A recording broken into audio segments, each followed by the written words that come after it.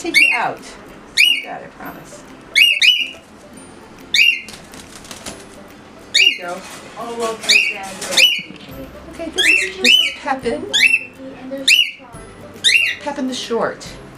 He's named after Charlemagne, his father. Because he's real bossy. Right, Pepin?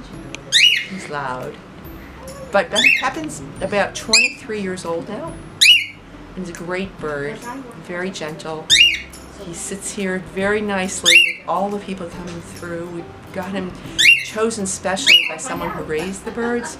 As we said, we needed someone that was really a bird that was very friendly and calm. Pepin's just been a great bird to have.